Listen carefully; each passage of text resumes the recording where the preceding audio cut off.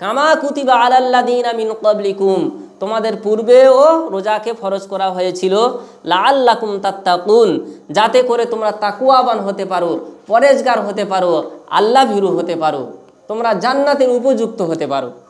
আল্লাহ পাকের নবী হযরতে ঈসা আলাইহিস সাল্লাতু ওয়াস সালাম, ওনার যিনি মাতা ছিলেন, ওনার নাম হচ্ছে মা মারিয়াম আলাইহিস সাল্লাতু ওয়াস সালাম। মা মারিয়াম, জাকারিয়া আলাইহিস সাল্লাতু ওয়াস সালাম মা মারিয়াম খালু ছিল। এই খালু একটা মসজিদের ইমাম সাহেব ছিলেন। মসজিদের ইমাম সাহেব থাকাকালীন মা মারিয়াম আলাইহিস সাল্লাতু ওয়াস সালামের মাতা পিতা আল্লাহর কাছে মানত করেছিল, ওগো আল্লাহ পাক রব্বুল আলামিন, আপনি যদি আমাদের কোনো সন্তান দান করেন, আমরা আল্লাহ পাক রব্বুল আলামিনের ঘর মসজিদের মধ্যে ওয়াকফ করে দেবো, দান করে দেব, সে সারাটি জীবন মসজিদের খেদমত করে কাটিয়ে দেবে। বলুন সুবহানাল্লাহ।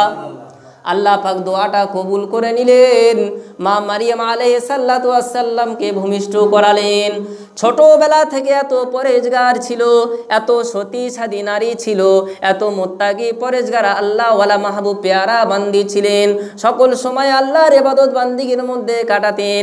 একটু যখন বড় হয়ে গেল, ওনার যে খালু ছিল হযরতে জাকারিয়া আলাইহিস সাল্লাতু ওয়াস সালাম, বানি ইসরাইলদের তখন তিনি নবী ছিলেন। উনি তাওরাত কিতাব সমস্ত মানুষদেরকে শিক্ষা করতেন।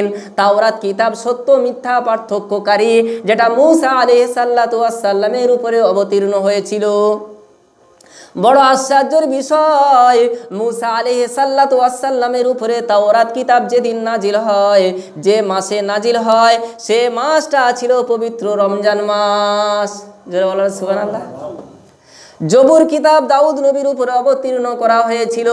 এই জবুর কিতাব যে মাসে অবতীর্ণ আল্লাহ পাক করেছিলেন, সেটাও ছিল পবিত্র রমজান মাস।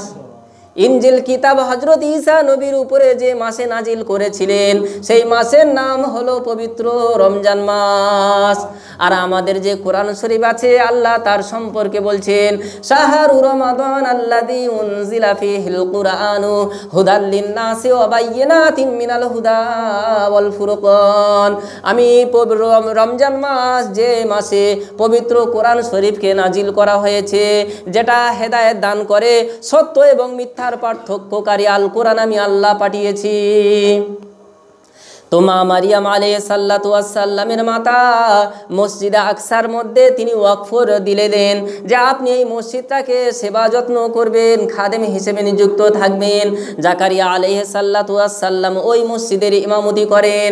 এমত অবস্থায় জাকারিয়া নবী যে মারিয়ামকে ঘরের মধ্যে দেখতে আসতেন, ঘরের দরজাটা যখন খুলতেন, তখন দেখতে পেতে ঘরের মধ্যে চতুর্দিকে খাঞ্জা ভর্তি ফল রাখা। বলুন সুবহানাল্লাহ।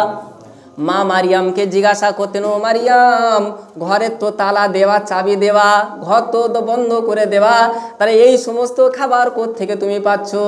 মা মারিয়াম বলছেন, আমার প্রভু, আমার রব মহান আল্লাহ পাক রব্বুল আলামিন আমাকে ভালোবেসে আসমানি খাদ্য জান্নাত থেকে আমার জন্য যা খাবার ব্যবস্থা করে দেয়। বলুন সুবহানাল্লাহ।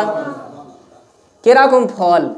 শীতকালের গরমের ফল, আবার গরমকালের শীতকালের ফল, যেটা পাওয়া খুব ডিফিকাল্ট, সেই রকম মৌসুমি ফল নয়। ওই রকম ফল মারিয়াম খেত, যেটা মৌসুমি ফল নয়। গরমকালের শীতকালের ফল খেত, আর শীতকালের গরমকালের ফল খেত। মা বোনেরা খেয়াল করে শুনুন, মা মারিয়াম কত আল্লাহওয়ালা মাহবুব পেয়ারা বান্দি ছিলেন।